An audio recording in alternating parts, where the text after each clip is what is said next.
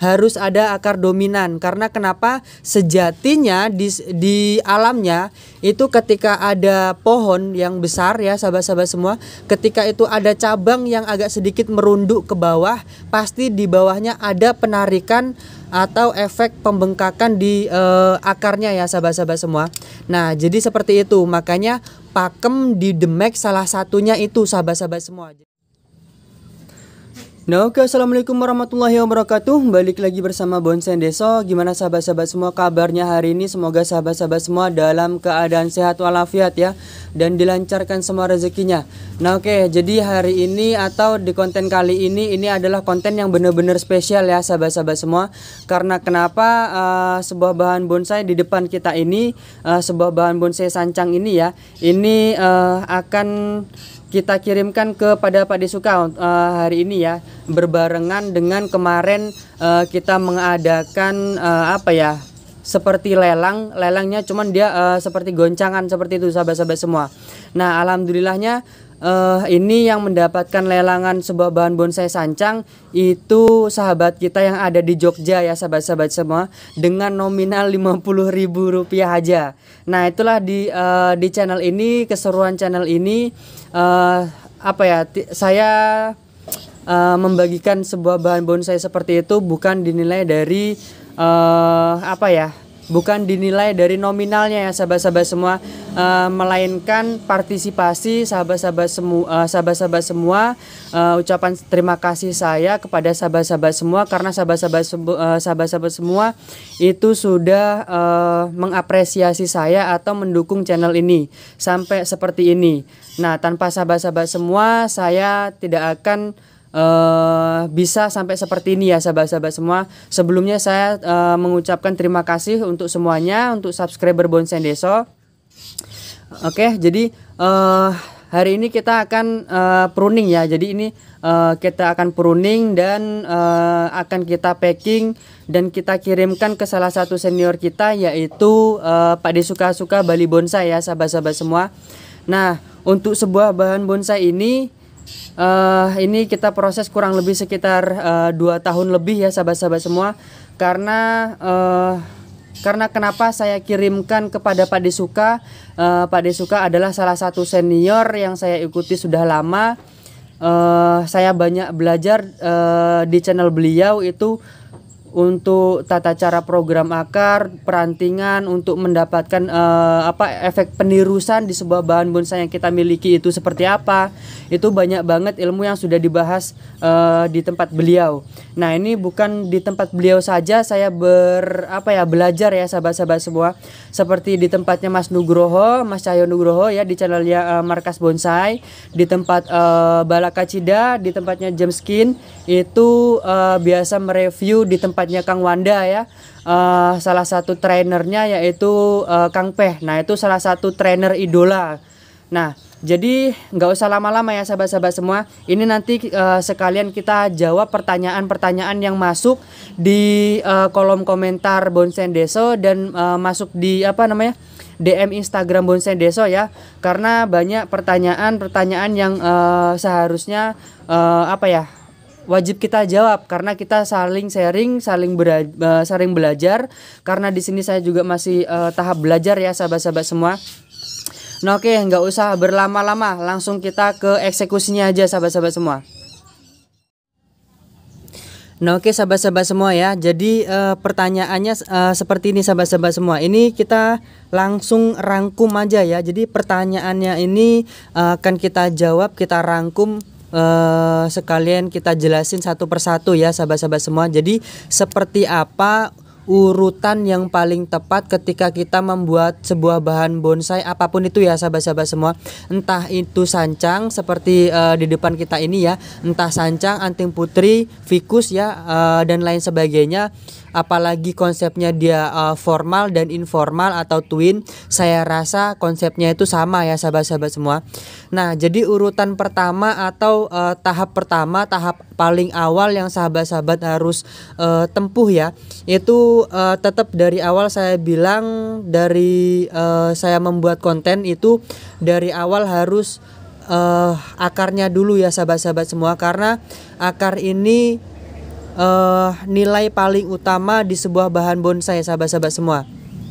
Saya katakan seperti itu karena kenapa? Jadi teknisnya ini seperti ini. Ketika kita pengen membuat pondasi rumah, jadi pondasinya itu dia harus kokoh dulu ya sahabat-sahabat semua. Pondasi rumah atau cor-corannya itu harus kokoh dulu. Ketika cor-corannya itu dia nggak kokoh, maka dilihatnya juga atau untuk untuk pondasinya itu dia tidak akan maksimal sahabat-sahabat semua.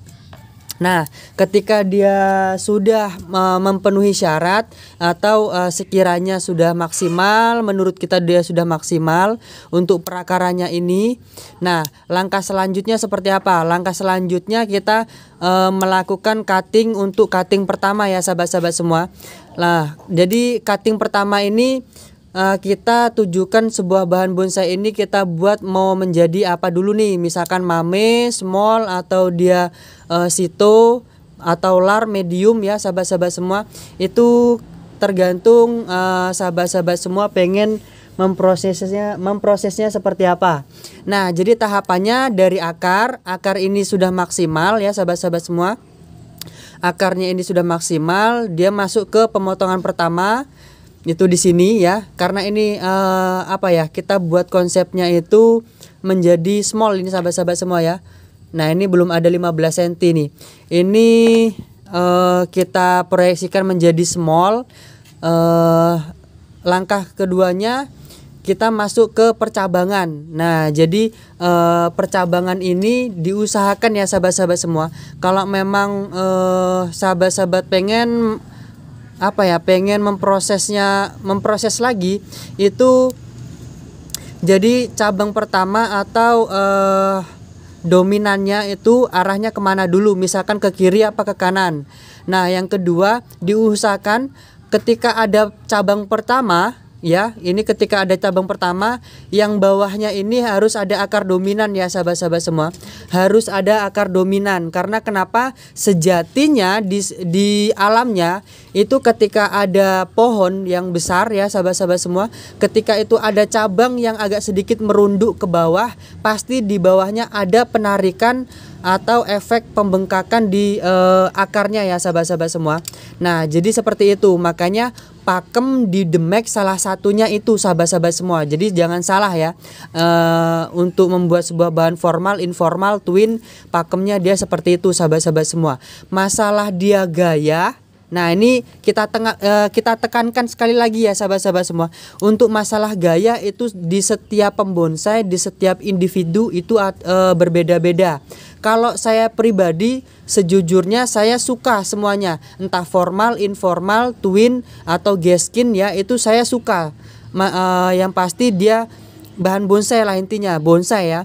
Nah, kalau lebih signifikannya lagi, saya pribadi di video-video saya itu saya banyak mengupload tentang formal, informal dan twin, karena jujur saya pribadi suka dengan gaya seperti itu.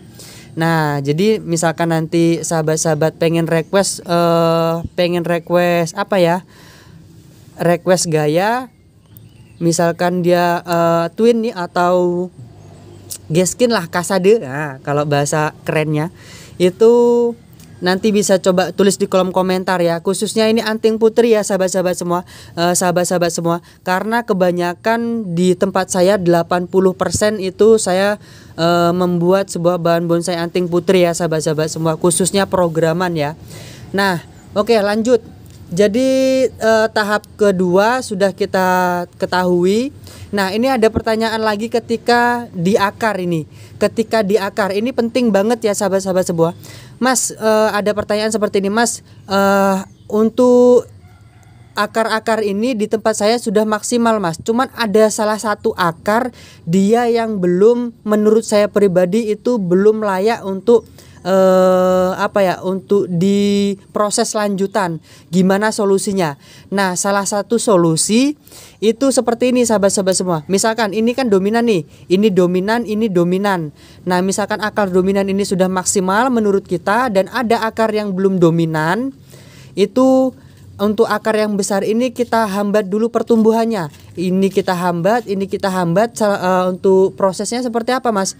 Nah, untuk prosesnya berarti kita cutting dulu nih. Ini kita cutting, ini kita cutting, kita press ya. Kita press supaya apa? Supaya akar yang ini dia akan sedikit menghambat untuk jalur nutrisi yang paling banyak mencari makanan itu yang kecil ini. Nah, sama halnya di perantingan juga seperti itu ya sahabat-sahabat semua. Di percabangan juga seperti itu. Misalkan ada cabang pertama, terus untuk cabang keduanya, nah cabang keduanya ini lebih besar. Nah, sedangkan kita mau memaksimalkan cabang pertamanya ini, berarti cabang keduanya ini harus kita hambat dulu, kita press, sekalian kita mencari untuk cabang keduanya ini ke perantingan ya sahabat-sahabat semua. Nah, jadi alur nutrisi yang dari akar itu akan masuk ke cabang ke-1 atau cabang pertama ya sahabat-sahabat semua. Nah, prosesnya dia seperti itu. Jadi sebenarnya ini seimbang kalau sahabat-sahabat bisa mencermati di semua konten saya. Ini kita jelasin full ya, full durasi di sini. Jadi sahabat-sahabat bisa mencermati di semua konten saya itu akar dan proses lanjutannya cabang 1, 2, 3 itu prosesnya sama sahabat-sahabat semua. Misalkan kalau untuk cabang ya, ini cabang pertama, ini cabang kedua. Nah, cabang pertama ini dia akan menghasilkan anak cabang. Nah, anak cabang, cucu cabang. Nah, sebaliknya seperti itu. Jadi akar, ini anak akar ya, ini akar ya. Ini kan akar, ini sudah masuk ke anak akar tahapannya. Nah, nanti dia selanjutnya ke akar, anak akar, cucu akar. Jadi seperti itu dan terus menerus. Jadi efek untuk kesan dia natural itu nanti dia bisa terbentuk. Nah, ini sebenarnya saya kurang setuju juga ya sahabat-sahabat semua, karena banyak pro kontra di luaran sana mengatakan bahwa kalau akarnya dia lurus banget, seperti ruji andong, kalau kata Mas Muji ya, itu seperti ruji andong, itu kan tinggal nanti kan ada tahapan lagi. Ya tidak seperti itulah, karena kita memproses sebuah bahan bonsai ini itu kan dia diprogram ya, diprogram. Kalau dia prosesnya seperti itu aja, nanti dia kesannya memang kurang enak dilihatnya karena lurus-lurus aja. Nah, jadi tahapannya tetap kita buat misalkan akar, dia dipres agak pendek, dia akan memunculkan dia anak akar. Nah, jadi seperti itu ya sahabat-sahabat semua. Nah, ini sekalian kita pruning sedikit-sedikit ya sahabat-sahabat semua. Ini tidak kita proses langsung jadi di sini. Karena seperti ini sahabat-sahabat semua, untuk di perjalanan kita nggak tahu nih ranting-ranting yang kita yang kita pertahankan ini nanti di perjalanan selamat atau enggak, kita kan nggak tahu. Nah, kalau dia masih seperti ini kita nggak gelo lek jarane wong Jawa iki. Nanti ketika sampai di sana misalkan ada yang patah atau gimana, karena namanya ekspedisi kita kan nggak tahu tuh. Nah, misalkan kita, yang penting kita ngasihnya itu sudah ada percabangannya ya sahabat-sahabat semua. Jadi nanti Pak Desuka sudah kedepannya sudah enak mau mengkonsep seperti apa. Nah, untuk selanjutnya nih, ini yang terakhir ya sahabat-sahabat semua. Ini bisa sahabat-sahabat lihat untuk proses perantingan gimana Mas. Untuk proses perantingan ini sama sahabat-sahabat semua. Seperti di akar ya. Nah, ini kita contohin. Ini kita contohin ya. Maaf. Oke, kelihatan nggak nih? Nah, ini tadi kan cabang ya. Ini nggak kelihatan ya.